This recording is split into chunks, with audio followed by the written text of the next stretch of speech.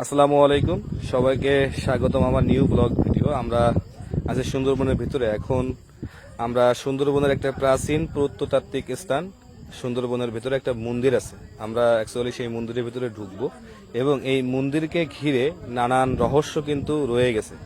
অনেক কৌতূহল এই মন্দিরকে ঘিরে। আজকে সেই কৌতূহল উন্মোচন করবো। আপনারা অবশ্যই আমার সাথে থাকবেন আর আমার পেজটিকে ফলো দিয়ে রাখবেন, আর ভিডিওটা ভালো লাগলে অবশ্যই শেয়ার করে দেবেন। দেখেন এই মন্দিরের ভেতরের কি অবস্থা। অনেকেই কিন্তু নাম ঠাম লিখে গেছে মন্দিরের ওয়ালে। আসলে এটা কি মন্দির নাকি অন্য কোনো কিছু, আসলে এই রহস্যটা কিন্তু আজ পর্যন্ত কেউ উন্মোচন করতে পারেন নাই। তো দেখা যাচ্ছে মা লেখা আছে ওয়ালে, আর এ পাশে কিছু নাম ঠাম লেখা আছে। আমরা অ্যাকচুয়ালি সবকিছু দেখানোর চেষ্টা করবো। এটা হচ্ছে মন্দিরের সামনের পথ, যেটা দিয়ে ভেতরে প্রবেশ করতে হয়। আর এখানে আলোর স্বল্পতার কারণে কিন্তু বিষয়টা ক্লিয়ার ভাবে দেখা যাচ্ছে না।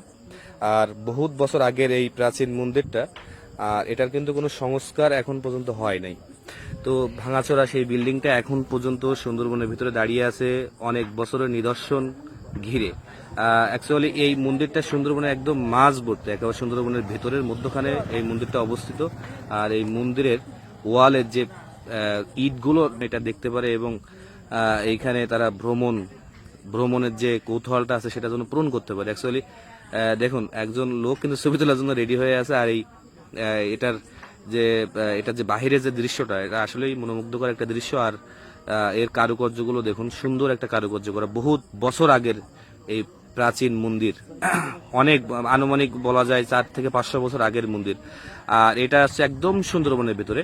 আর ওই যে রাস্তাটা দেখা যাচ্ছে, ওটা হচ্ছে সুন্দরবনের ভিতরে ঘোরার জন্য যে রাস্তাটার পাশে দেখুন, এর মনে হয় নতুন সংস্কার করা হয়েছে। আর ভিতরে কিন্তু আসলে দেখার মতো কোনো কিছুই নাই।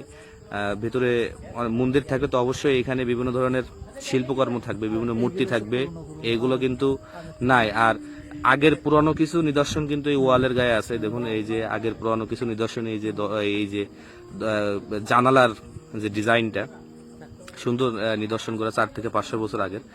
এই ছিল সুন্দরবনের প্রত্নতাত্ত্বিক স্থান। অবশ্যই ভিডিওটা ভালো